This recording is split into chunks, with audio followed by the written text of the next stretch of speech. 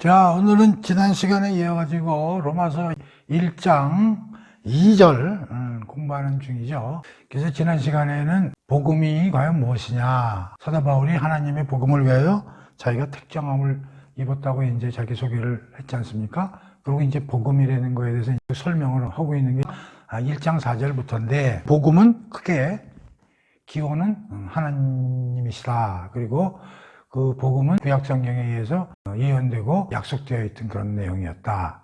그리고 복음은 이제 대상이 주 예수 그리스도다. 그리고 복음은 모든 민족에게 관련되는 내용이다. 그리고 이제 다섯 번째는 복음은 믿어 순종케 하는 것이고, 여섯 번째 복음은 그리스도를 거룩하고 영광스럽게 하는 것이다. 이게 이제 복음의 정의로 사도 바울이 2절에서 5절까지 써놓은 것이죠.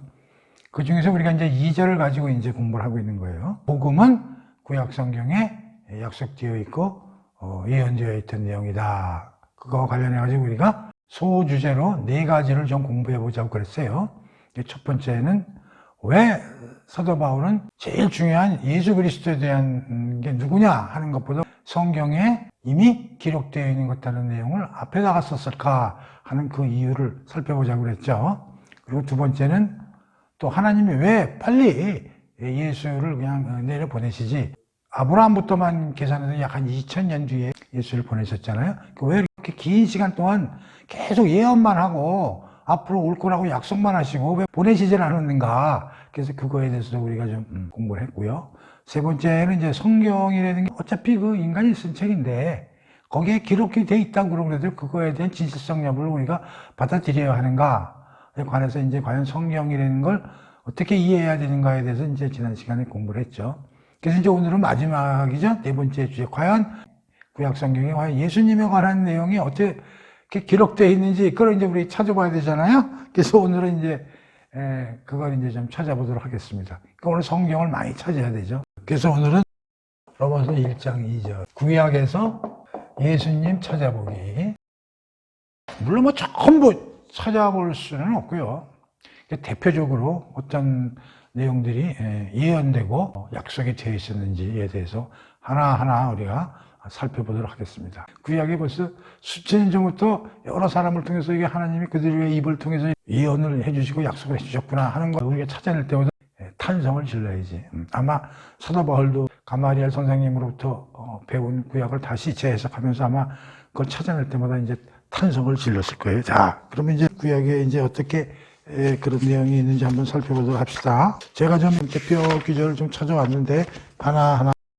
자, 우선 창세기를 열어보시기 바랍니다. 창세기 우선 3장 15절을 찾아보시기 바랍니다. 내가 너로 여자와 원수가 되게 하고 내 후손도 여자의 후손과 원수가 되게 하리니 여자의 후손은 네 머리를 상하게 할 것이요 너는 그의 발꿈치를 상하게 할 것이니라 하시고, 그게 이제 하나님 말씀이 이제 떨어진 거죠. 누구한테 떨어졌는지 뱀한테 떨어진 거예요. 여러분들이 뭐 창세기 공부를 하셨으면은 뭐 다 아시는 내용이 되겠지만은 이제 뱀이 사탄의 꼬임을 받아가지고 하와에게 에덴 동산에 있는 선악과 나무, 즉 사과나무죠. 그거를 따먹어봐라. 이제 이렇게 유혹을 하죠. 그럼 너도 하나님과 같이 눈이 밝아질 것이다. 거기에 이제 속아가지고 하와가 이제 그걸 따먹죠. 이렇게 따가지고 그걸 또 이제 아담한테 주죠. 그래서 또 아담도 아무런 반대 의견도 없이 이제 하와가 준 이제 선악과 먹은 거죠. 하나님은 그걸 먹지 말라고 명령을 내렸거든요. 근데 이제 그거를 먹었으니까 하나님 말씀에 이제 불순종을 하게 된 거죠. 근데 그거는 뱀이 사탄의 유혹을 받아가지고 대리인이 돼서 이제 아담과 하와를 유혹한 거 되겠죠. 거기에 대해서 하나님이 조치를 내리신, 그게 3장 15절 우리가 읽어본 그 대목이 유혹한 뱀에 대해서 이제, 근데 사실 뱀에 대해서 얘기한 게 아니라 그 뒤에 뱀을 사주한 뒤에 있는 사탄에게 하나님이 조치를 내리신 하나의 말씀인 것이죠. 거기에 보면 중요한 얘기가 나오죠. 뭐예요? 여자의 후손이라는 말이 나오지 않습니까? 그래서 여기에서 나온 여자의 후손이 곧 예수라는 걸 우리가 이제 발견할 수가 있는 거예요. 물론 좀 벙벙하죠. 여자의 후손이 이거 어떻게 예수야? 그렇지만은 우리가 전체적인 성경을 압축해서 쭉 다 읽다 보면 이게 여자의 후손이 예수 그리스도를 예언하고 있는 것이라는 걸 우리가 알 수 있는 거예요. 그래서 우리는 이걸 원복음 이렇게 우리가 부르고 있어요. 원은 원조 복음이다. 그러니까 최초의 복음, 그 뉴스다. 이제 그렇게 이제 우리가 부르고 있는 거죠. 창세기 3장 15절이 대표 규절이다. 예수가 앞으로 오실 거라는 내용을 여자의 후손이라는 표현으로 예언을 하신 거다. 그런 얘기예요. 자, 그 다음에 창세기에 17장 7절하고 8절을 찾아보겠습니다. 내가 내 언약을 나와 너 및 내 후손, 내 대대 후손 사이에 세워서 영원한 언약을 삼고 너와 내 후손의 하나님이 되리라. 창세기를 공부하신 분들은 알지만 아브라함을 콜링을 한 다음에 아브라함에게 약속을 해주시잖아요. 그거는 이제 12장에 이제 나오는데, 그러면서 이제 11장에 가서 지금 우리가 읽어본 대로 그 뭐라고 말씀하시냐면은 내가 너와, 이게 너는 아브라함이죠. 너와 내 후손에게 8절입니다. 거류하는 이 땅 곧 가나안 온 땅을 주어 영원한 기업이 되게 하고 나는 그들의 하나님이 되리라. 그래서 7절과 8절에 거기 후손이라는 말이 나와요. 그러니까 아브라함의 후손이죠. 갈라디아서에서 사도 바울은 이렇게 얘기하죠. 이게 아브라함의 후손들이 아니고, 우리가 일반적으로 아브라함의 뭐 자손들이 뭐 수백 명, 수천 명 나올 수 있잖아요. 그런 모든 후손들을 대상으로 한 얘기가 아니고 단수로 쓰였다. 그래서 이 단수는 아브라함의 후손 중에 예수님을 지칭해서 얘기한 것이다. 갈라디아서에서 사도 바울이 이제 해석을 하죠. 그래서 17장 7절, 8절에서 나온 그 후손이 곧 2000년 뒤에 오실 예수 그리스도를 예언한 것이다라고 신학자들이 밝혀내고 있는 것이죠. 그래서 17장 17절에 8절에는 아브라함의 후손, 이 후손이 바로 예수다. 오케이? 그 다음에 창세기 49장의 10절, 49장의 10절을 찾아보겠습니다. 규가 유다를 떠나지 아니하며 통치자의 지팽이가 그 발 사이에서 떠나지 아니하시기를 실로가 오시기까지 이르리니 그에게 모든 백성이 복종하리로다. 이 49장은 뭐냐면 이제 야곱이 아들이 12명이 있거든요. 이제 12명 아들을 앉혀놓고 죽기 전에 이제 유언 비슷하게 이제 하는 내용이에요. 그래서 첫 아들부터 쭉쭉쭉쭉 이제 얘기를 하면서 요건 이제 유다에게 아버지인 야곱이 한 유언인데, 유다는 네 번째 아들입니다. 거기서 규라는 말이 나오고요, 지팽이라는 말이 나오고, 그 다음에 이제 실로라는 말이 이제 나옵니다. 이 규라는 건 이제 지팽이라는 건 이제 통치권을 의미하는 거예요, 통치권. 그러니까 실로가 뭐냐에 대한 해석도 여러 가지지만 결국은 유다의 후손에서 모든 걸 통치할 수 있는 권한을 주신 분이 나타나실 것이다. 그게 바로 예수를 이제 뜻하는 것이다라고 얘기를 하는 거예요.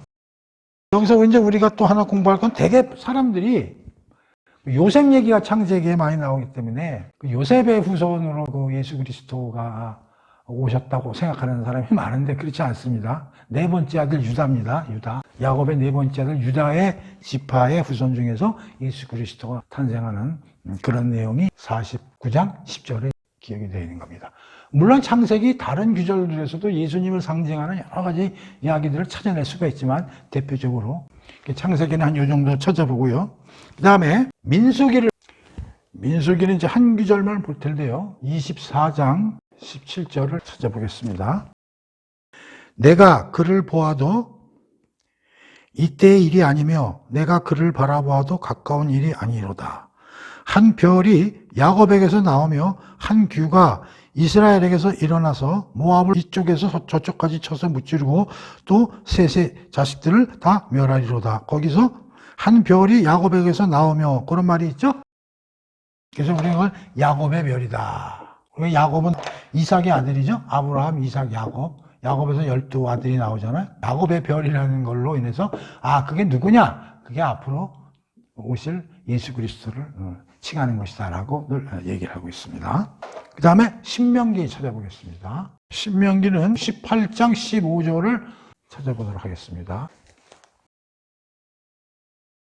내 하나님 여호와께서 너희 가운데 네 형제 중에서 너를 위하여 나와 같은 선지자 하나를 일으키시리니 너희는 그의 말을 들을지어다. 이건 모세가 한 얘기예요. 이스라엘 백성들에게 나와 같은 선지자라니까 나는 모세예요. 나와 같은 선지자 하나를 일으키시리니 나와 같은 선지자 앞으로 오실 예수 그리스도를 얘기하는 것이다. 그런 얘기예요. 사무엘 하 7장 12절을 찾아보도록 하겠습니다. 내 수완이 차서 내 조상들과 함께 누울 때에, 여기서 내는 다윗한테 하는 얘기입니다. 하나님께서 내 수완이 차서 내 조상들과 함께 누울 때 내가 내 몸에서 날 내 씨를 내 뒤에 세워 그의 나라를 경고하게 하리라. 여기서 내 몸에서 날 내 씨죠. 다윗의 자손이죠. 이것이 예수 그리스도를 칭하는 것이다. 그런 얘기예요.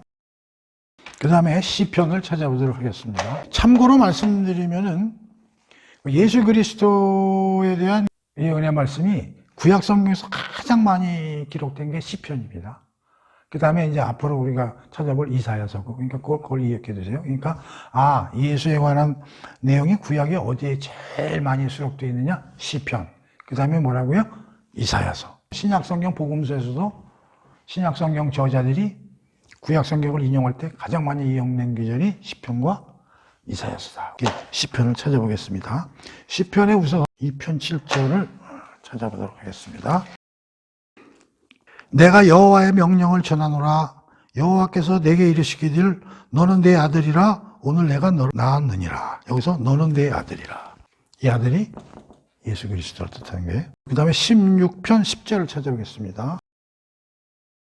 이는 주께서 내 영혼을 수월에 버리지 아니하시며 주의 거룩한 자를 멸망시키지 않으실 것임이니라. 다윗이 쓴 거거든요.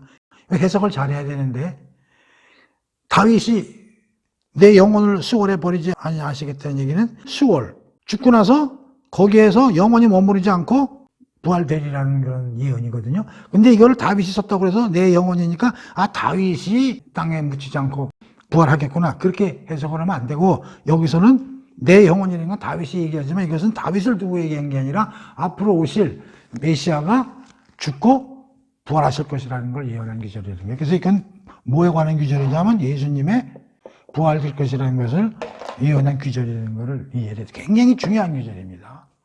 이거는 복음서나 사도행전에서 베드로가 설교할 때도 인용한 귀절이 시편 16편 10절이 되겠습니까? 다 공부한 건데 아마 기억이 잘 안 나실 거예요. 어쨌든 시편 16절 10절은 예수님의 부활을 예언한 귀절이다. 그렇게 이해하시면 됩니다. 그 다음에 시편 22편 1절 내 하나님이여 내 하나님이여 어찌 나를 버리시나이까 어찌 나를 멀리하여 돕지 아니하시니까 내 신소리를 듣지 아니하시니까. 이거 어디서 많이, 이게 뭐예요? 예수님이 십자가에서 숨을 거두시기 전에 한 얘기가 뭐예요? 하나님 어찌 나를 버리시나이까, 그런 얘기죠. 그러니까 예수님이 십자가에서 마지막으로 한 말씀이 이미 시편 22편 1절에 기록이 되어 있다. 엄청난 얘기 아닙니까? 이걸 인용하신 꼴이 된 거죠. 예수님이 십자가에서 마지막으로 하신 말씀이란 말이에요. 이게 어마어마하지 않습니까? 그 다음에 시편 22편의 18절을 살펴보겠습니다. 내 겉옷을 나누며 속옷을 제비 뽑나이다. 이게 신약성경에서 우리 배웠잖아요. 예수님이 십자가에 못 박혀 있고 다 돌아갔을 때 어떻게 했어요? 거기 있는 병사들이 예수님 옷을 뺏겨가지고 그걸 제비뽑기를 해가지고 놀아 갔겠다는 얘기를 하지 않습니까? 이게 이미 시편에 기록이 되어 있었던 거예요. 시편 24편의 7절하고 8절 찾아보겠습니다. 문들아 너의 머리를 들지어다. 영원한 문들아 들릴지어다. 영광의 왕이 들어가시리오다. 영광의 왕이 누구시냐? 강하고 능한 여호와시요 전쟁에 능한 여호와시니라. 자, 이 영광의 왕이 앞으로 오실 메시아를 뜻한다, 그런 얘기예요. 자, 그 다음에 34편 20절입니다. 34편 20절 그의 모든 뼈를 보호하시며 그 중에서도 하나도 꺾이지 아니하도다. 이게 뭐냐면 예수님이 십자가에서 매달려 있잖아요. 보통 십자가형이라는 건 굉장히 고통스러운 형이거든요. 금세 죽질 않습니다. 해가 비치는데 십자가에 거의 벌거벗겨가지고 못을 박아놓으면요, 아픔도 있지만 뜨거운 햇빛에서의 그 갈증, 여러 가지 고통 속에서 이제 죽어가잖아요. 그러니까 이게 너무 심하니까 어떻게 하냐면 다리뼈를 이제 부러뜨리는 거예요. 왜냐하면 그렇게 하면 일찍 죽는 거죠. 그런데 우리가 알다시피 예수님이 돌아가실 때는 빨리 돌아가셔가지고 그 병사들이 와서 뼈를 꺾으려다가 꺾지를 않았어요. 벌써 운명하셨구나. 그래서 여기는 예수님의 다리뼈죠. 뼈가 꺾이지 않을 것임이 이미 시편 34편 20절에 기록이 되어 있었다. 그런 얘기예요. 자, 그 다음에 시편 41편의 9절 보겠습니다. 내가 신뢰하여 내 떡을 나눠 먹던 나의 가까운 친구도 나를 대적하여 그의 발꿈치를 들었나이다. 이게 가룟 유다 얘기입니다. 그렇게 잘해줬으면서도 불구하고 어떻게 됐다고요? 발꿈치를 들었다는 얘기는 뭐야? 발꿈치를 들어가지고 팔아먹었다는 얘기죠. 이게 가룟 유다를 지칭해서 하는 기절이다. 그런 얘기예요. 근데 45편에 6절, 7절. 하나님이여 주의 보좌는 영원하며 주의 나라의 규는 공평한 규이니이다. 7절 왕은 정의를 사랑하고 악을 미워하시니 그러므로 하나님 곧 왕의 하나님이 즐거움의 기름을 왕에게 부어 왕의 동료보다 뛰어나게 하셨나이다. 하나님의 즐거움의 기름을 왕에 부어 하나님이 기름 부어 주시는 왕, 그게 곧 예수다. 그걸 이용한 기절이다. 그 다음에 69편 21절. 그들이 쓸개를 나의 음식물로 주며 목마를 때에는 초를 마시게 하였사오니. 예수님이 십자가에서 죽으실 때 거기에서 있던 사람들이 식초를 예수님에게 건네주거든요. 이 식초가 약간 고통을 좀 이렇게 완화시키는 이제 그런 효능을 갖고 있다고들 그러죠. 그래서 식초를 이제 예수님께 갖다 드리는 이제 그런 내용이 이제 십자가 처형 받았을 때 얘기가 복음서에 나오지 않습니까? 그 얘기가 시편 69편 21절에 이미 기록이 되어 있었다. 이제 그런 얘기입니다. 그리고 시편 110편의 1절, 이것도 굉장히 중요한 얘기죠. 110편의 1절. 여호와께서 내 주에게 말씀하시고, 여기 내 주는 예수님을 얘기하는 거예요. 내가 내 원수들을 네 발판이 되기까지 너는 내 오른쪽에 앉아 있으리라 하였도다. 이게 뭐냐면 예수님을 승천시켜서 우측 보좌에 앉으셔서 만왕의 왕으로서 모든 나라와 모든 사람들을 다스릴 것이라는 그런 내용이 기록이 되어 있는 거예요. 자, 그 다음에 아가서를 찾아보겠습니다. 아가서는 한 기절인데요. 2장 1절이죠. 굉장히 재미난 기절인데요. 나는 샤론에 수선하여 골짜기 백합바라다. 여기 샤론에 수선하라고 나오죠. 이 아가서가 성경에서 유일하게 나오는 여성과의 이제 사랑의 스토리인데, 여기 샤론의 주소와 이게 예수님을 뜻하는 겁니다. 이게 이제 영어로 하면 로즈 오브 샬론인데요. 로즈 오브 샬론. 재미난 일화가 있잖아요. 우리나라 애국가에 누가 작곡을 했습니까? 안익태 선생님이라고 이제 많이 그러고 있고, 작사자는 몰라요, 우리가 작사자는. 근데 놀라운 이야기가 우리나라 애국가에 하나님이라는 말이 나오잖아요. 아니, 우리가 불교 국가였지, 우리가 이제 기독교 국가였습니까? 근데 하나님이라는 말이 나온단 말이에요. 근데 그 작자 미상이잖아요. 우리나라 국화가 무궁화잖아요. 무궁화를 영어로 찾아보면 뭐라고 나와요? 로즈 오브 샬론이라고 나옵니다. 근데 성경에는 그 로즈 오브 샬론을 뭐라고 써요? 예수님을 이제 상징하는 거거든요. 그러니까 우리나라 국가가 성경에 의하면 예수님이라는 거예요. 우리나라가 얼마나 재미있는 나라예요. 작사에 하나님이라는 말이 들어가 있고, 무궁화를 국화로 삼았단 말이에요. 그게 로즈 오브 샬론이거든. 찾아보세요, 영어로. 무궁화 쳐가지고. 이제 로즈 샬론이 어디 나오냐? 아가서에 나왔단 말이에요. 예수님을 이제 상징하거든요. 그런 내용도 있다는 걸 여러분이 아시면 아마 깜짝 놀라실 것이죠. 자, 그 다음에 이제 이사야서로 들어갑니다. 이 이사야서야말로 시편과 더불어 예수님에 관한 내용이 아주 듬뿍 들어가 있다고 그랬죠. 그래서 우리가 이사야서를 뭐라고 그랬어요? 구약의 복음서 또는 제5복음서, 이렇게 일명 지칭되고 있다고 그랬죠. 그러니까 복음서는 원래 4개가 있지 않습니까? 마태, 마가, 요한, 누가, 이렇게 4개인데 이렇게 5번째 복음서라고 일명 이제 일컬어지고 있는 게, 왜냐하면 예수님의 얘기가 워낙 많이 들어가 있기 때문에. 그리고 구약의 복음서다 이제 이렇게 알려지고 있는 게 이사야서예요. 이사야서에서는 어떤 내용들이 예언되는지 좀 살펴보도록 하겠습니다. 7장 14절 보겠습니다. 그러므로 주께서 친히 징조를 너희에게 주실 것이라. 보라, 처녀가 잉태하여 아들을 낳을 것이요 그의 이름을 임마누엘이라 하리라. 처녀가 아들을 낳을 것이라는 얘기가 나오고, 그의 이름을 임마누엘이라 하리라. 임마누엘이라는 것은 함께 한다 그런 뜻이고, 원래 하나님의 본질이 임마누엘이에요. 그런 하나님이 내려보내시겠다는 거예요. 처녀의 몸을 통해서. 이거에 대한 구체적인 의미, 더 깊은 뜻을 우리가 공부를 했기 때문에 이사야서 7장 찾아보시면 우리가 더 알 수 있을 거예요. 그러니까 이사야서 7장 14서 야, 처녀의 몸에서 어떤 사람이 나오는데 그 임마누엘이라는 분이 나올 것이다. 그게 예수를 뜻한다. 그런 얘기예요. 자, 그 다음에 9장 1절이요. 전에 고통받던 자들에게는 흑암이 없으리라. 옛적에는 여호와께서 수불론 땅과 납달리 땅에 멸시를 당하게 하셨더니 후에는 해변 길과 요단 저쪽 이방의 갈릴리를 영화롭게 하셨느니라. 자, 이것도 공부한 거죠. 다 복음서에서. 여기 뭐냐면 이방의 갈릴리. 그러니까 이건 예수님의 첫 사역지가 어디예요? 갈릴리죠. 예수님이 나사렛에서 태어나시잖아요. 나사렛도 갈릴리 지역에 포함되는 지역 중에 하나가 나사렛이에요. 근데 갈릴리 지역에서 사역을 첫 스타팅을 갈릴리 지역에서 하셨거든.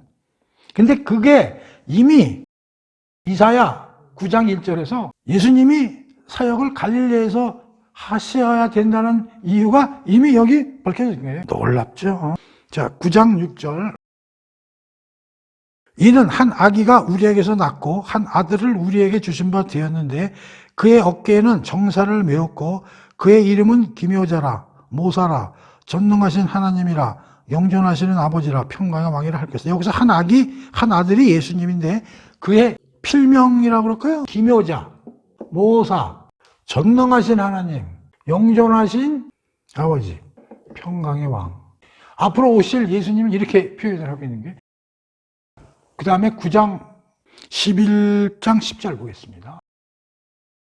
그날에 이새의 뿌리에서 한 싹이 나서 만민의 기치로 설 것이요 열방이 그에게 돌아오리니 그가 고한 것이 영화로우리라. 여기 뭐가 나와요? 이새의 뿌리. 이새가 누구예요? 다윗의 아버지죠? 이새 다윗.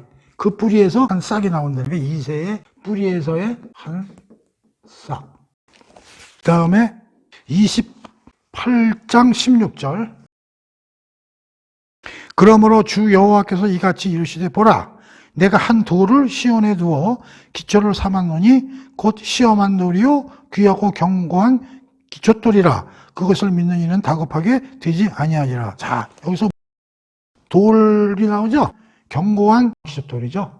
우리로 말하면 주춧돌이죠. 견고한 기초돌이라고 이제 표현을 하고 있는데 그게 바로 앞으로 오실 예수를 두고 한 얘기다. 그런 얘기예요. 그 다음에 42장 1절이요. 자, 여기서는요, 이렇게 찾아볼게요. 우리가 그 이사야 공부를 한 사람은 내용을 알 텐데, 이사야의 여호와의 종의 노래, 종의 노래가 4개가 나옵니다.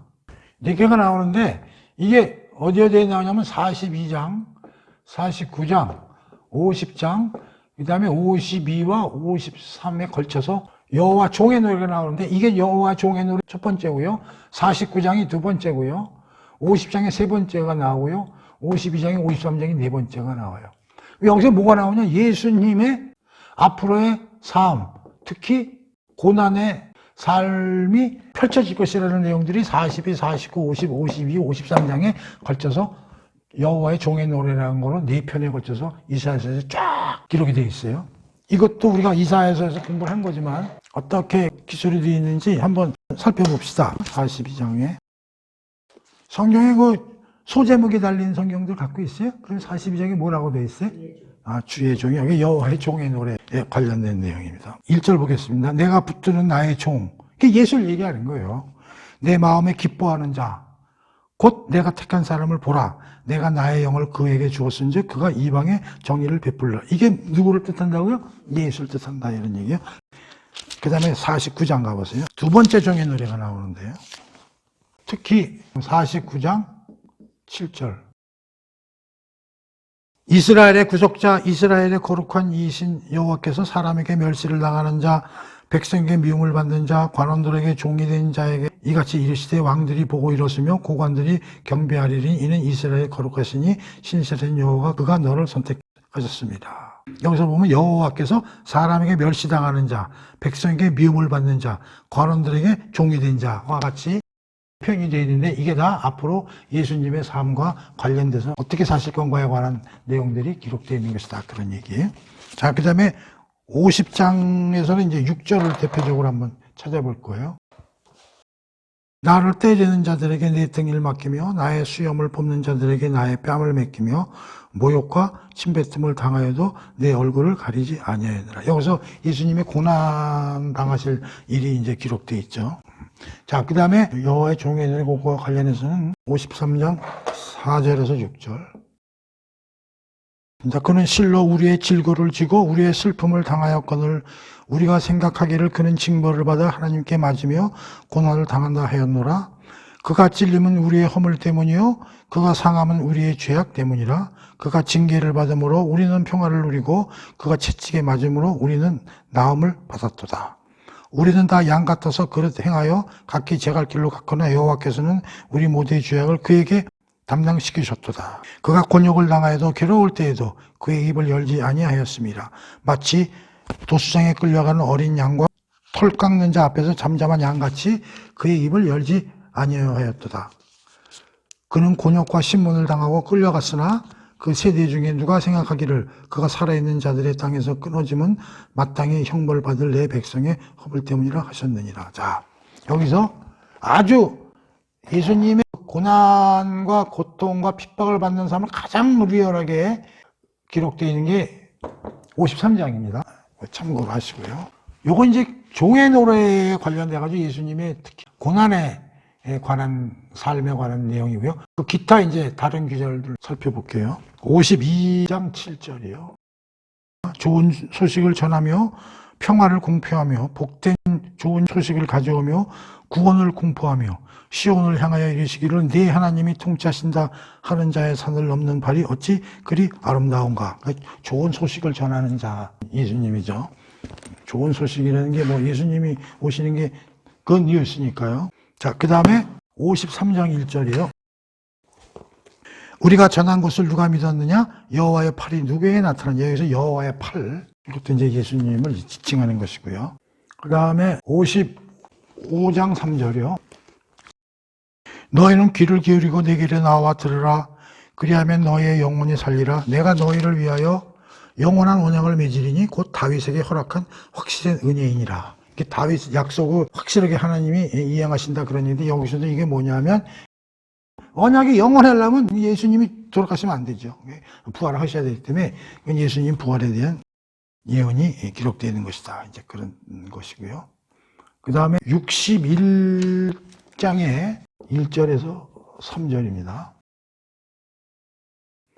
주 여호와의 영이 내게 내리셨으니 이는 여호와께서 내게 기름을 부으사 가난한 자에게 아름다운 소식을 전하게 하려 하심이라.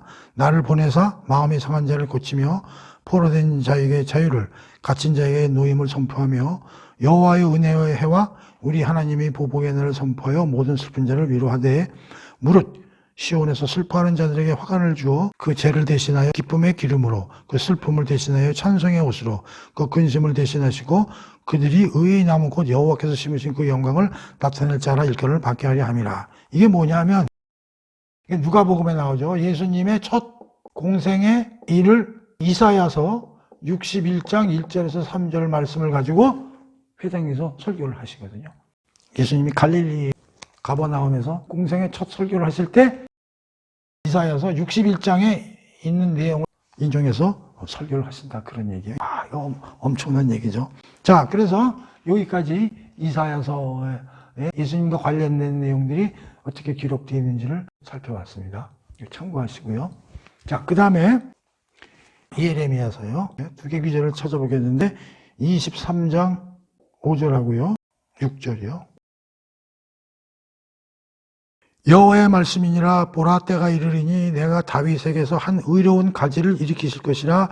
그가 왕이 되어 지혜롭게 다스리며 세상에서 정의와 공의를 행할 것이다. 거기 뭐요? 다윗에게서 한 의로운 가지. 그게 이제 예수님을 뜻하고요.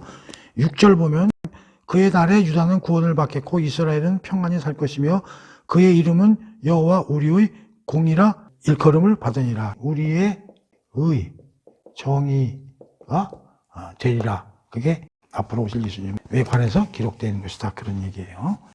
내용이 많죠. 대충 찾아놓고 봅시다. 우리가 이걸 뭐 다 외울 필요도 없고, 이걸 하나하나 뭐 구체적으로 살펴보려면 모든 구약 성경을 다 이해를 해야 되지만, 야, 이러한 것들이 전 구약에 펼쳐져 있구나. 어떤 예수님에 관한 이름, 예수님에 관한 특징, 예수님이 어떠한 삶을 사실 건가, 예수님이 어떤 고통을 받으실 건가, 십자가에서는 어떤 일을 당하실 건가 하는 내용들이 몽졸이 다 구약에 스스로 담고 있다는 얘기예요. 그래서 좀 시간이 걸리더라도 찾아보는 겁니다. 여러분들도 이게 이거 이런 거 이렇게 하나하나 해야 되느냐 하지만 다 이걸 찾아놔 봐야 돼요. 이거 얼마나 대단합니까? 지금 이 칠판이 모자라잖아. 자, 그 다음에 다니엘 찾아보겠습니다. 다니엘서에서는요, 두 가지 찾아볼 건데요. 7장 13절하고요. 9장 24에서 26까지 한번 찾아보도록 하겠습니다. 내가 또 밤 환상 중에 보니 인자 같은 이가 하늘 구름을 타고 와서 옛적부터 항상 계신 이에게 나아가 그 앞에서 인도되매. 여기서 인자 같은 이라는 표현이 나오죠. 인자. 이 인자가 예수님을 뜻하는데, 우리가 복음서에서도 봤지만 예수님이 자기를 인자라고 많이 표현하잖아요. 그게 바로 다니엘서에서 자기를 지칭한 걸 인용하셔서 자기를 인자라고 많이 스스로를 말씀을 하셨죠. 그 다음에 이제 9장 봅시다. 이것도 대단히 희귀한 구절인데요. 24절 봅시다. 9장. 네 백성과 네 거룩한 성을 위하여 71회를 기한으로 정하였으니, 여기서 71회라는 거는 여기 1회는 7년 이해하시면 돼요. 7년. 그럼 여기서 71회니까 1회는 70 아니에요. 71회라고 그러죠. 71회니까 곱하면 얼마예요? 490년을 뜻하는 거예요. 71회를 기한으로 정하였으니, 490년을 기한으로 정하였으니 허물이 그치며 죄가 끝나며 죄악이 용서되며 영원한 의가 드러나며 환상과 예언이 응하며 또 지극히 거룩한 이가 기름 부음을 받으리라. 여기 뭐라고요? 거룩한 이가 기름 부음을 받으리라. 언제? 71회 490년 이후에. 무슨 말인 줄 알아요?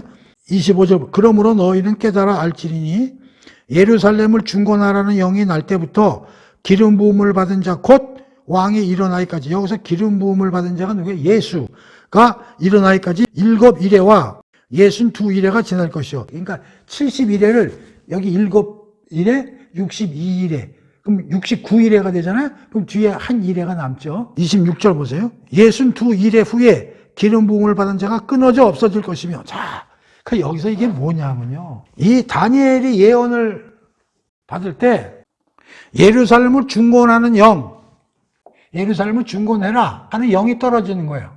여기서부터 69 곱하기 7년 이후에 예수님이 오실 것이고, 잘 들으세요.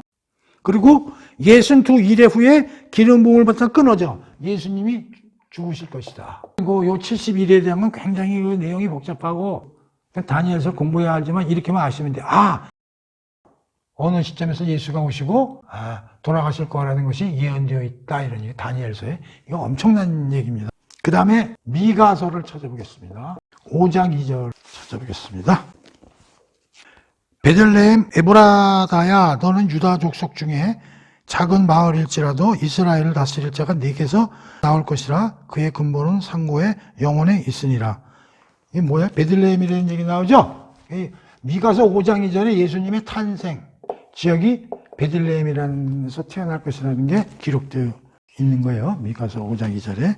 자, 그 다음에 스가랴서를 찾아보겠습니다. 이 스가랴서도 상당히 계시 묵시문학 형태를 띈 구약 성경이기 때문에 여기서 상당히 예수님에 관한 많은 내용들이 예언되어 있거든요. 스가랴서를 한번 찾아보시기 바랍니다. 3장 8절.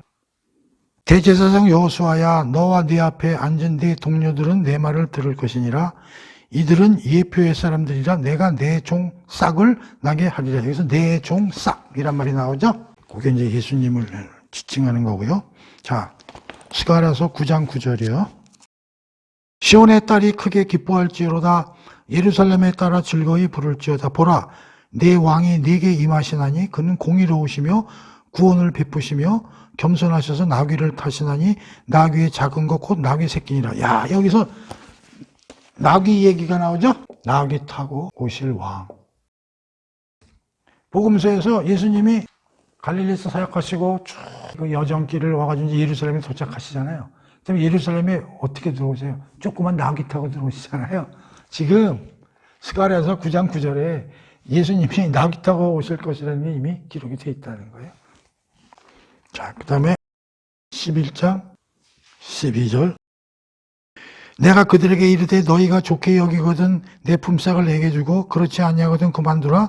그들이 곧 은 30을 달아서 내 품삯을 삼을지. 여기 은 30 얘기 나오죠? 은 30냥 기억나죠? 가론 주다가 은 30냥 받고 예수님 팔아당기죠?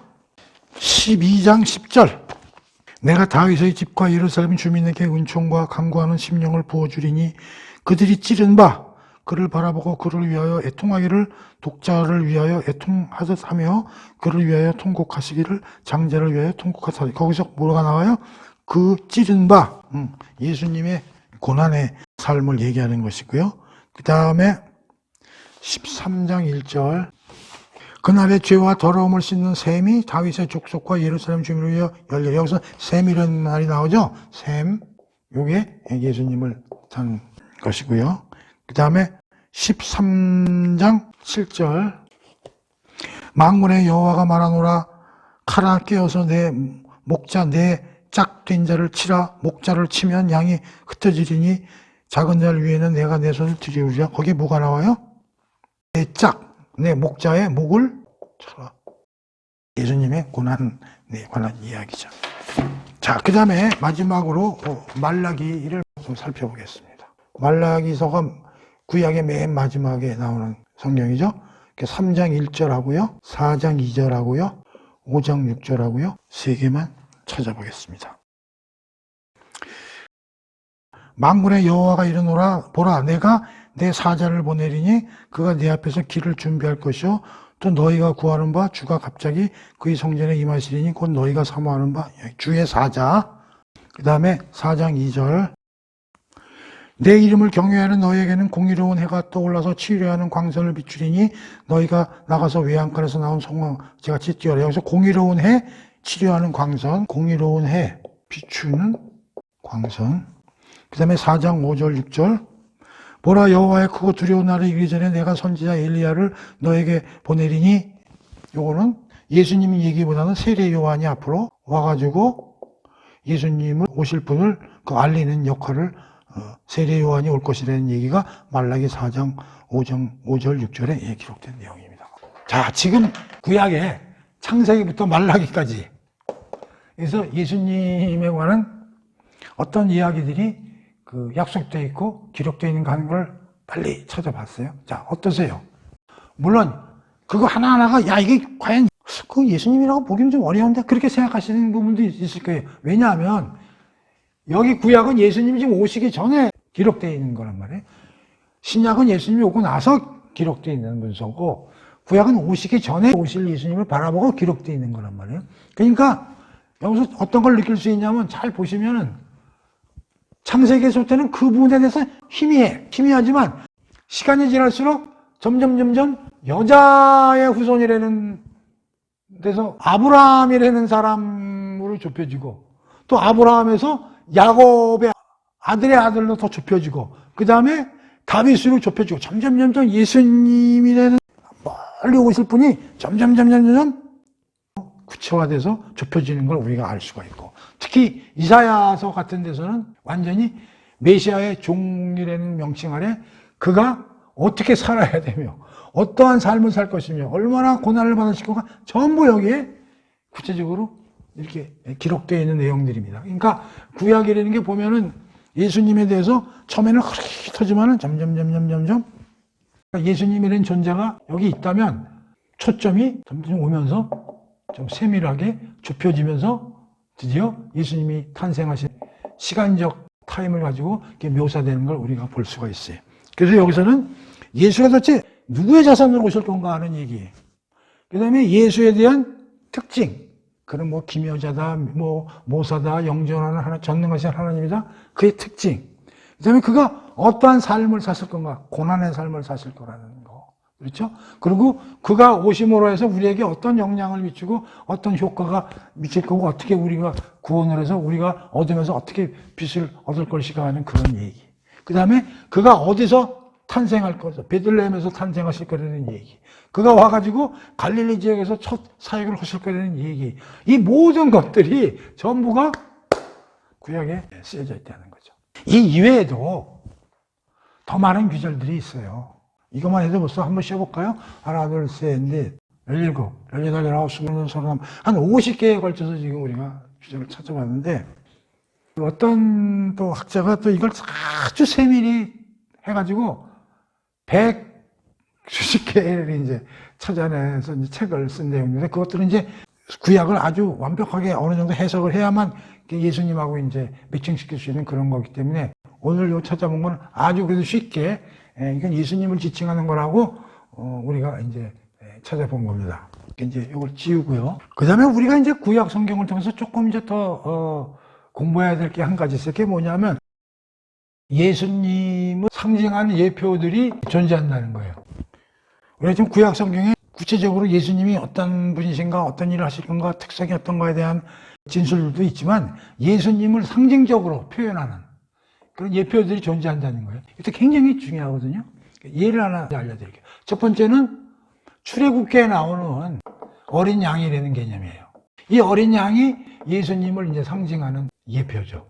대단히 중요한 예표죠. 여러분이 잘 아시다시피 유대인들이 이제 이집트 바로 왕 산하에서 이제 노예 생활을 하다가 하나님이 모세를 불러가지고 가서 네 형제들을 바로의 산하에서 데리고 나와라. 이제 그렇게 이제 명령을 하시죠. 그래가지고 이제 모세가 가서 바로하고 이제 담판을 하지 않습니까? 하나님의 백성들인 우리 형제들을 하나님께 예배드리도록 데리고 나가야 되겠다. 그랬더니 뭐 바로가 그걸 뭐 응하지 않지 않습니까? 그래가지고 이제 10번의 재앙을 이제 바로에게 내리면서 바로가 하나님께 무릎을 꿇도록 하는 이제 그런 얘기들이 나오죠. 그러면서 이제 마지막 10번째 재앙이 뭐냐면, 모세가 그 하나님 말씀을 안 듣고 우리 백성을 놔주지 않으면 너희 나라의 모든 사람뿐만 아니라 동물까지도 포함한 장자들은 전부 죽을 것이다. 이렇게 이제 얘기를 했죠. 그러면서 이제 바로는 뭐 말을 안 듣죠. 그러다 이제 하나님이 천사를 시켜서 이제 장자들을 죽이는 벌을 이제 내리신 게로 이제 작정을 하셨죠. 근데 그 밤에 이제 그런 일을 하는데, 그 유대인의 집인지 그게 그 이집트 지배인지를 알 수가 없기 때문에 미리 모세를 시켜가지고 하나님이 지침을 내리시죠. 그러니까 어린 양을 잡아서 고기는 이제 삶아서 먹고 그 피를 그 문설주 앞에 대문에 발라라. 그러면은 천사들이 밤에 그 집은 손을 안 대고 그게 없는 집에만 들이닥쳐서 그 장자들을 죽이는 그런 일들을 이제 하겠다고 그렇게 말씀하셨어요. 그러니까 이 어린 양 피를 문설주로 칠한 집은 살아나고, 그렇지 않은 집은 장자들이 다 죽어버리는 거죠. 그래서 출애굽기에 나오는 어린 양이 뭐를 예표하는 거냐? 이게 예수 그리스도의 죽음을 상징하는 예표적 성질을 가지고 있다. 그런 얘기예요. 그래서 그 성경에는 예수를 어린 양으로 표현하는 서술이 많이 나오는 거죠. 그러니까 그 구약에 나오는, 출애굽기에 나오는 그 어린 양의 피로써 유대인들은 살아났듯이 우리가 예수 그리스도의 죽음의 십자가의 피로 말미암아 우리가 사탄과 죄에서 벗어날 수 있는 것과 똑같은 의미를 갖게 되는 것이죠. 그래서 이 어린 양이 앞으로 오실 예수 그리스도를 상징한다 하는 걸 우리가 알고 있어야 된다. 이러한 그 상징이 좀 몇 개 있죠. 노아의 방주. 하나님이 하도 그 당시에 그 인류들이 말을 안 들으니까 노아 보고 배를 하나 지라고 그러고, 노아하고 그 세 아들만 태우고 나머지들은 다 홍수에 의해서 수장이 되는 그러한 일을 벌어지지 않습니까? 그걸 우리 일명의 노아의 홍수라고 그러지 않습니까? 근데 이 방주를 통해서 노아와 세 아들은 살아나죠. 그래서 이 방주가 결국은 예수 그리스도다, 예표다, 이렇게들 이제 많이들 얘기를 하고 있죠. 그래서 그 노아가 지은 배, 방주가 앞으로 오실 예수님을 상징하는 거다라고들 이제 많이 얘기를 하죠. 어린 양과 더불어 이러한 예표들이 구약에서 알 수 있는 거고요. 또 하나는 중요한 건 뭐냐면 이제 성막 구조죠. 시내산에서 이제 하나님이 모세를 불러가지고 율법 10계명을 주시면서 성막에 대한 그 설계도면을 주시죠. 성막을 지어라. 그래서 내가 너희와 함께 하리라. 임마누엘, I will be always with you. 그걸 보여주겠다. 그래서 내가 성막에 내려와서 너희들과 함께 하겠다. 그러면서 이제 성막 구조를 만들어서 주시죠. 성막이 뭐 자세히 그리지는 않겠습니다. 여기에 이제 번제단이라는 게 만들어지고요.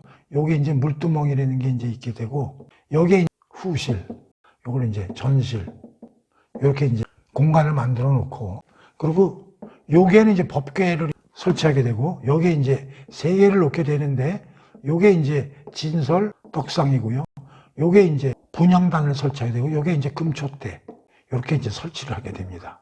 그래가지고 이제 제사를 지내거나 대속죄일이 되면은 이제 여기서 소나 양을 잡아서 태우고, 그 다음에 이제 제사장에서 손을 씻고 이 안으로 들어가게 되죠.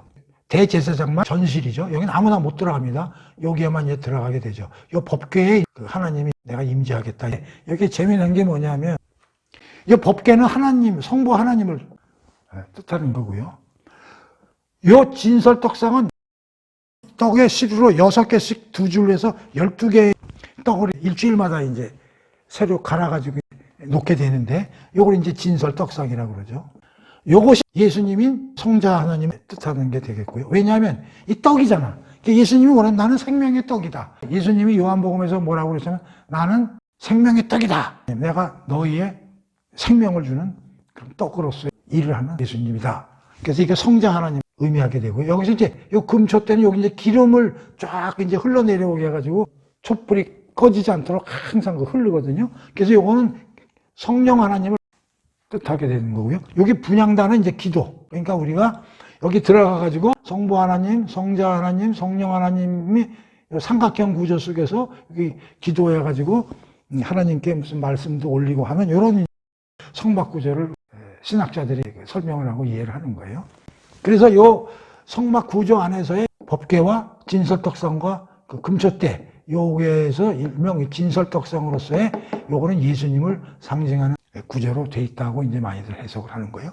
그런 측면에서 제사를 위한 또 하나님께 기도와 예배를 위한 이런 성막 구조 속에서도 예수님이 어떤 분인가를 우리가 상징적으로 알 수 있는 그런 내용이 되는 거예요. 그 다음에 이제 특히 이제 제사제도. 제사제도를 구약에서 설명하고 있는 게 레위기죠. 오늘 뭐 레위기를 공부하는 건 아닙니다. 레위기에 보면 5개의 제사제도를 설명하고 있어요. 하나는 번제, 두 번째는 소제, 세 번째는 화목제, 네 번째는 속죄제, 다섯 번째는 속건제. 5개의 제사를 지내라. 특히 네 번째 속죄제가 중요한데 바로 이 번제단. 이 번제단에서 이제 이 모든 소와 양을 태우게 되는 것이죠. 그리고 우리의 죄를 이 소나 양에게 이제 넘겨줘가지고 우리의 죄가 이제 일시적으로 없어짐으로써 이제 하나님과 기도도 드리고 만나게 되는 이러한 이제 제사 제도를 갖게 되는데, 이 제사 제도 하에서의 이 속죄제로서의 이 번제단의 역할을 앞으로 오실 예수를 예표하는 것이다. 그런 얘기예요. 그러니까 나중에 예수님이 오셔가지고 이 번제단에서 소와 양의 역할을 예수님이 이제 하시게 돼서 우리를 하나님과 만나게 해주는 역할을 하실 거다 하는 것을 이런 제사제도에서도 우리가 찾아볼 수 있다는 거예요. 그래서 우리가 지금까지 그 구약을 통해서 여러 가지 규제를 찾아봤지만 사실은 더 의미가 있는 것이 뭐냐? 예수님은 상징하는 예표들이 뭐가 있느냐? 출애굽기에서 어린 양의 통해서 그 유대인들이 바로의 억압에서 살아서 나왔다는 그런 거. 그 다음에 노아의 방주에서의 방주의 역할. 그 다음에 성막 구조를 통해서 예수님을 우리가 알아낼 수 있고, 특히 또 5개의 제사제도를 통해서 예수님이 어떤 분인가를 우리가 구약을 통해서 상징적으로 잡아낼 수 있다는 거예요. 이게 대단히 중요한 겁니다. 물론 이걸 구약을 공부해야 구체적인 걸 알 수 있겠지만, 오늘은 이거 뭐 구체적으로 공부하는 건 아니지만, 이러한 것들이 구약에 엄청나게 숨어 있다. 말씀 속에 보면 제도적인 측면에서 이런 예수님에 관련된 이야기들이 상징적으로 엄청나게 숨어 있다 하는 걸 우리가 또 이제 한편 알아야 되겠고요. 그래서 내가 오늘 이거를 꼭 말씀드리고 싶었던 거고요. 또 하나 말씀드리고 싶은 게 뭐냐면, 예수님은요, 기름 부은 자인데요. 옛날에 구약에서요, 기름 부음을 받는 사람은 3사람으로 정해져 있습니다. 하나는 왕이고요, 하나는 선지자고요, 하나는 제사장입니다. 그런데 예수님은 이 3가지 직분을 모두 소유하신 분입니다. 예수님은 우리가 구약에서도 살펴보고 이제 뭐 신약 공부도 어느 정도 했지만, 예수님은 왕이시면서 선지자이시면서 대제사장이신 거예요. 옛날 유대인 사회에서도 이 세 개를 동시에 갖고 있는 사람은 존재하지 않죠. 딱 구분이 돼 있죠. 그런데 이 모든 걸 다 갖고 계신 분이 예수님이라는 거예요. 그걸 우리가 알아야 된다. 그러면 구약에서 쭉 일했던 중에 왕도 있을 수 있고 선지자도 있을 수 있고 제사장도 이제 존재를 했겠죠. 그런데 이 사람들 중에 예수님은 아니지만 예수님을 상징하고 예표할 수 있는 인물들이 있다는 거예요. 그걸 우리가 또 알아내야 됩니다. 예를 들면 왕 같은 거는 대표적인 게 다윗입니다. 다윗은 사람이지만 앞으로 오실 왕을 예표해 주는 사람이에요. 이 사람 뭐 죄도 있고 뭐 다 있죠. 예수님하고는 틀려. 그러나 그의 삶이나 예수님의 말씀을 받아들이는 거는 앞으로 오실 예수님을 충분히 예표할 수 있는 나름대로의 상징적인 인물로 표현이 되는 거예요. 그래서 왕으로서 대표적인 게 다윗 왕이다. 그런 얘기죠. 그 다음에 선지자로서는 대표적인 건 모세입니다. 모세도 사람이지만 그의 한 일이나 이런 게 뭐지? 앞으로 오셔서 하실 예수님을 상징하는 예표로서의 성격이 강하겠구나. 그런 걸 우리가 알 수가 있는 거예요. 특히 엘리사. 이런 사람들, 선지자로서, 그건 예수님을 대표할 수 있는 그런 사람들이 되겠구나. 제사장으로서는 누가 대표적이냐면 사무엘.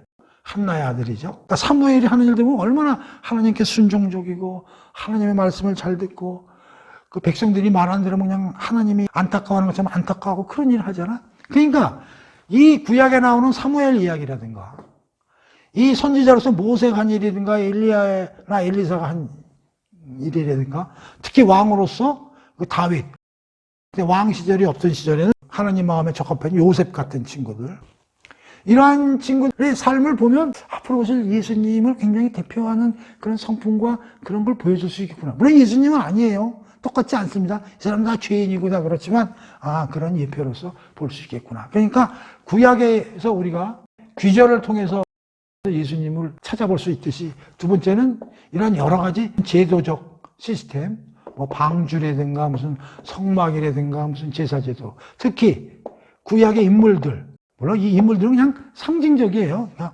왕이나 선지자나 제사장들의 그 삶에서 우리가 추려서 얼핏 예수님의 삶을 좀 이렇게 찾아볼 수 있는 그러한 예들이 있는 것이죠. 그래서 우리가 구약을 읽으면서 그 예수님과 하나님 나라, 오늘은 뭐 하나님 나라 얘기하는 날은 아니니까 예수님에 관한 것들을 이제 찾아보는 노력들을 해보는 것이죠. 그러니 사도 바울이 다메섹에서 예수님 목소리를 들은 이후에 우리가 지난 시간에 공부했지만 구약을 얼마나 뜯어서 공부를 했겠어요. 지금 예수님 오신 지 뭐 2000년이 지났잖아요.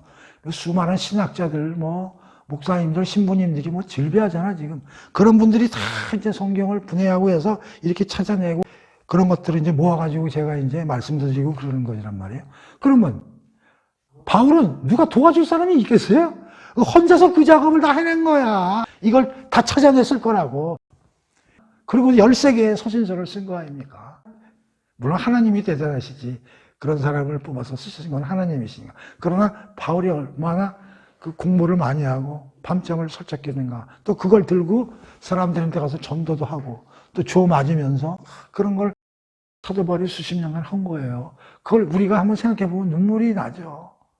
우리는 지금 앉아서 수천 년에 걸쳐서 신학자들, 학자들이 다 뽑아놓은 거 가지고 이제 우리는 이제 편하게 이렇게 알게 된 거예요. 여러분들 아까 보다시피 그 성경 귀절 여러분들 보고 찾으라 그러는 건 찾을 수 있겠어요? 못 찾아요. 그래서 다 찾아봐서 벌써 다 이렇게 공부를 하고 있잖아요. 얼마나 행복합니까? 사도 바울은 그 도와주는 사람이 있어요? 없어요. 그래서 내가 만약에 그 당시 사도 바울이었으면 얼마나 힘들었겠는가 하는 그런 생각이 이제 좀 드는 것이죠. 그렇죠? 그래서 이제 오늘 이제 이런 걸 좀 말씀드리고, 또 하나 이제 끝으로 말씀드리고 싶은 건 이거예요. 우리가 예수 믿어라. 특히 안 믿는 사람들 그렇게 생각하겠지만 딱 두 개를 생각하는 거예요. 예수? 성령으로 잉태됐잖아. 그 남자하고 여자하고 잠자리도 안 했는데 태어난 게 예수야? 에이, 그렇게 믿어. 예수가 죽었는데 살아났어? 야, 그건 말도 안 되지. 인류가 시작된 게 지금 언제부터인데 죽었다 살아난 사람 지금 한 명도 존재하지 않았는데 무슨 소리야? 에이, 그러니까 우리는 성경을 안 믿는 거야. 교회를 왜 다니냐, 그런 거. 성경 왜 읽냐고 되지도 않는 얘기. 그 만들어야 되는 얘기. 그 신화 같은 얘기. 우리 단군 신화 같은 얘기. 곰이 말이야 마늘 먹고 웅녀로 바뀌어가지고 환웅하고 이렇게 해가지고 나가는 게 단군이라든지 다 그런 거지. 무슨 뭐 예수 잠자리도 안 했는데 어떻게 태어나고 어떻게 죽었는 데서 부활했어. 그런 데만 포커스가 꽂혀가지고 예수는 안 믿는 거야. 제가 그렇게 얘기하는 사람들한테 하는 얘기가 있어요. 첫 번째는 야, 이 사람들아, 과학 지식이 그렇게 모든 걸 다 해결해 주냐? 니네는 만유 인력이 눈에 보이냐? 소리가 손에 잡혀? 니네들이 눈에 안 보이고 보이지 않는 것도 얼마든지 이 세상에서 일어나는 게 세상이야. 그리고 하나님이 어떤 분이야? 초자연적인 존재야. 이 자연의 바깥에 계신 분이라고. 그 하나님을 믿는다면 예수가 성령으로 잉태된 걸 왜 못 믿어? 그리고 죽은 데서 살아나는 걸 왜 못하셔? 아예 제로 베이스에서 각성해서 섬싱을 만드시는 분이 하나님인데, 그런 얘기 이제 하나 하고요. 두 번째는 이런 얘기를 합니까? 예수를 꼭 잠자리 안에서 태어난 사람, 죽은 데서 살아났으니까 못 믿는다. 그런 눈으로만 보질 말고, 지금 사도 바울이 왜 예수 그리스도가 누군가를 얘기하기 전에 예수 그리스도는 성령으로 태어난 사람입니다. 죽었다 부활한 사람입니다를 얘기하기 전에 미리 구약 성경을 통해서 예수님이 이런 분이라는 걸 더 앞에 쓴 목적이 충분히 이해가 안 되는 거예요. 왜? 그런 것만 보지 말고 이 예수라는 수천 년 전부터 하나님이 계획하시고 이스라엘 민족의 선지자를 통해서 그런 사람 올 거다, 그런 사람 올 거다 수천 해에 걸쳐서 말하고 기록하고 하던 분이 오신 분이 예수다, 그런 얘기. 그러니까 그 두 가지 문제만 가지고 예수를 들여다보면 답이 안 나오지만 이렇게 전지전능하신 분이 수천 년의 역사적인 시간을 가지고 예수님을 계획하시고 보내시고 예언하시고 진짜 보내시고 그를 진짜 말씀대로 성취하시고 그런 일들이 성경에 수천 년 동안 쫙 깔려있는 거를 다 보고 그 두 가지 문제가 걸림돌이 되더라도 한번 이해를 해봐라. 그럴 때 우리는 예수를 그렇게 태어나고 그렇게 와서 죽고 부활하신 것도 그거 일리가 있을 수 있겠다. 그 하나님이라는 분을 우리가 이해한다면 충분히 그런 일이 일어날 수 있네. 그리고 수천 년에 걸쳐서 수많은 사람들로 하여금 그런 일이 벌어질 거라고 예언을 하시고 알려주시고 수천 년을 거쳐서 그런 걸 약속하셨다면 그런 일이 벌어졌다면 그건 진짜 어마어마한 일이 아니야. 이건 믿을 수밖에 없네 라고 생각이 바뀔 수가 있다는 거예요. 그런 차원에서라도 사도 바울은 예수 그리스도가 누군가를 설명하기 이전에 이미 수천 년에 걸쳐서 하나님이 약속하신 그 예수 그리스도가 하는 것을 성경에 있다. 그걸 내가 찾아서 너희들한테 보여주겠다. 라는 의미에서 2절에 예수 그리스도를 구체적으로 설명하기 전에 이미 성경에 그런 것이 약속되어 있다고 앞서서 쓴 게 아니겠느냐 하는 그런 생각이 든다는 거죠. 자, 그래서 그 지난 시간하고 이번 시간을 이제 두 개로 나눠서 2절에 관한 구약 성경에 하나님이 약속하시고 증거하신 복음이다라는 그런 내용을 가지고 공부를 해봤습니다. 여러 가지 그 많은 규제를 찾아놨으니까요. 한번 시간 나실 때 쭉 한 번씩 찾아보시고 한번 쭉 예수 그리스도가 어떻게 하나님이 예언을 해주시고 증거를 해주셨는가 하는 걸 다시 한번 생각해 보시기 바랍니다. 자, 그럼 오늘로서 2절 공부를 마치도록 하겠습니다. 끝!